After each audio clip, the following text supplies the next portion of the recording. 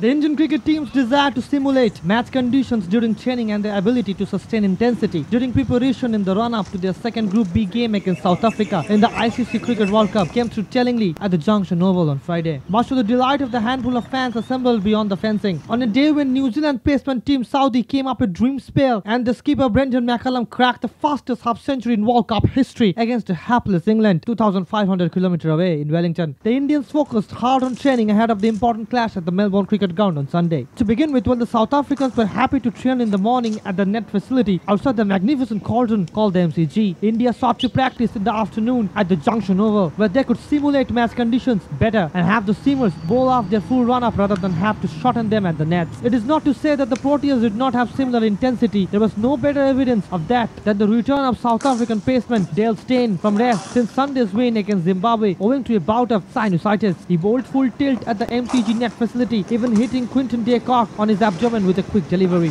Back at the Junction Oval, each pair of Indian batsmen was up against quicker bowlers, first as if against the new ball and then freeing their arms as if against the older ball. Later, they played a set of spinners, attempting big hits and innovative strokes as well. Similarly, the fast bowlers had a plan which let them bring their variations, bouncers, slow bouncers, yorkers, etc. Keeper Mahendra Singh Dhoni kept an eagle eye on the bowlers, either from his position behind the wicket-keeper or from near the top of the bowler's run-up. Umesh Yadav in particular was the beneficiary of the captain's advice when he was bowling to the Virat Kohli-Ajinkya Rahane pair. Even the net bowlers were given specific roles to play. A sore note, if it can be called that, was that our spinner Ashwin did not bowl at all. However, since he batted, there seemed to be no doubt that he would be available for selection on Sunday. He had suffered a blow on his left arm when batting on Tuesday, but his absence from the bowling crease was more by way of precaution than anything else. It also looks like Bhuvaneshwar Kumar is not yet in the mix of things for the game against South Africa, though he batted and bowled. The coaching staff has done well to ensure that batsman Ambati Rayudu and all-rounders Akshar Patel and Stuart Binnie are given as much attention as those who figured in the victory over Pakistan in the opening game at Adelaide, so that they are well prepared should for some reason and eventually arise anytime. If India can bring such intensity and their A game to the MCG on Sunday against one of the teams that have been installed as hot favourites, the sellout crowd expected to pack the magnificent stadium could be in for a rare treat in what will be the first meeting between the two teams in Australia since the 1992 World Cup.